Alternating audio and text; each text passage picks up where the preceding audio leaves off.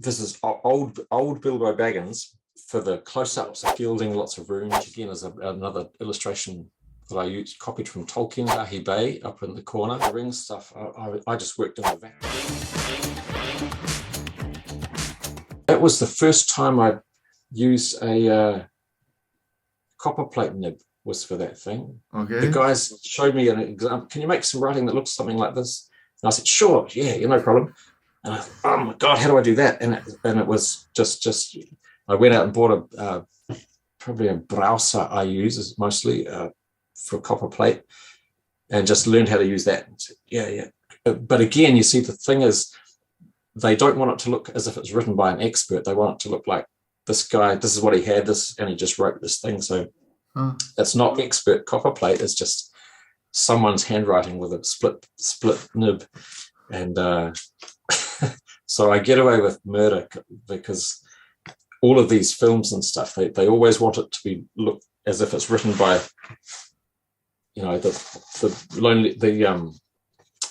this is just written by some crazy person who survived Skull Island. And there's, I don't know if you can see it, that the gorilla face on the map there. Yeah.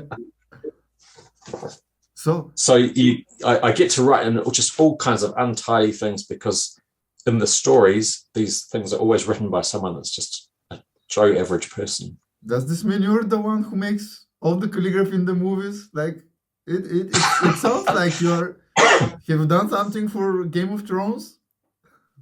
No, I didn't get to do Game of Thrones. I missed that one. Do you know other people like you who does similar stuff to you, like calligraphy and lettering for movies? No, I don't know who they are, but there are people out there. Clearly, there's a film. What's it called, about the little mouse with big ears and Despero, I think his name is, and there's some. It's like it's animated kids film, but it's he studies these books, and I don't know who it is, but whoever's done the calligraphy, it's fantastic, really, really, really good. So yeah, there are other people. It's not just me. I'm not sure anymore.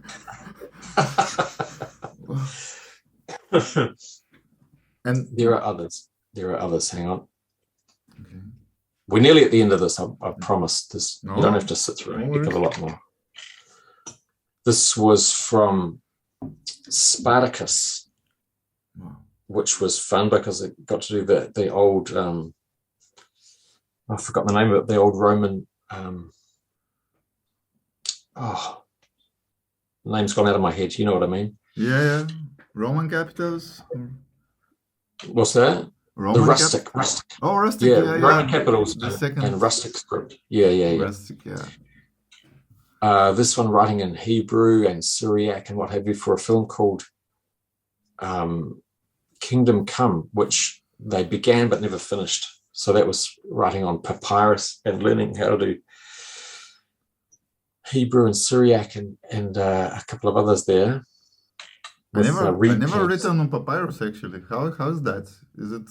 It's kind of a hard surface, but it takes ink quite nicely. And the main thing there was using reed pens. So I've cut 1 million reed pens, and mostly I just do it with bamboo. I think they got me some actual the proper reeds from the Nile, I think, for the hero stuff. But I've done it mostly with bamboo. Wow. This was for Tintin. Again, that was another film by Peter Jackson and Steven Spielberg. They jointly did this one. So these 3 bits of paper, when you line them up and shine the light through them, the message at the bottom becomes some map coordinates. Again, like the one for the Hobbit that you showed with the black background? Or? Yeah, well, this one you just done on really thin paper, and when the light shines through, all of the pieces line up, and you can read the message across the bottom turns into a compass, a bearing such and such degrees north and so many degrees west, and it's a map coordinates when they all line up together. These are designs from Mortal Engines, which I worked on, and that was a lot of fun to do. It was London on wheels. There's some London sort of script. Wow. This is another invented script for the rebel settlement called Shangual. So I've invented these. Can you bring it back a little bit? It looks something like a mix of Sanskrit and this, I don't know, the Indian. Yeah, that's right. Some of the Tamil scripts and in Asia there, that's the inspiration. So I just invented a new system of consonants, and hanging off below the consonants are the vowels, so that the pieces hanging from the main bar line at the top are the consonants of the alphabet, and below them are hanging all the little curly bits of the vowels that make up the rest of the words. So that was another cool one to invent. And here it is. I think I made some. You can't see it very well. I didn't get many photos of it, but it's used throughout this little set here, and some other. Looks super cool. Yeah, Oriental looking things. This is from The Letter for the King, which was a kids' TV series. A lot of fun to do. That's the letter itself. And I think there are a few more, but the rest of this. Finally, some normal calligraphy. These are just random bits I've put together to. Oh wow! This is such a nice uncial. Wow. Yeah, I think uncial's underrated. It can have a lot of character. So, yes, I love uncial. Like of course, not this very very traditional, but like this, like here, I've seen like also some other calligraphers having fun with like.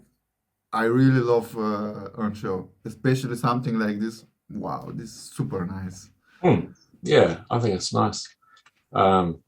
This commission, a lot of what I do these days is commissions. So someone commissioned me to come up with the name of their musical instruments. This was a commission for an exhibition called Cloak. So I think that was ruling pen kind of deal.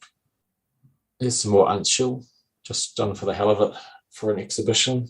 Nice little quote. That's from Dune, one of the quotes from Dune. I didn't work on that film, but I have read the books a few times, and also just a bit of italic. This one, I think you guys picked up in your early days of Calligraphy Masters. That's what I started the podcast. I told you I knew you for a long time because I remember I've posted this and now like few months. It's actually I think Gingy. It's a girl, a woman from USA. I believe she told me that you were the one. That's the calligraphy for Lord of the Rings. And when I checked your account, I went to check your account and I was following you. I was like, what? How am I following you? And then I scrolled and I saw this piece and I was like, wow, you like this was a moment I was like, I know the guy, but I didn't know.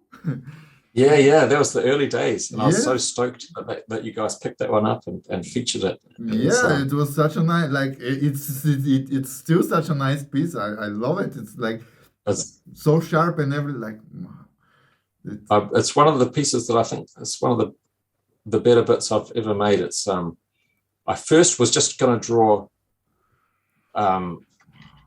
fire, air, earth, and water in the old script, because that was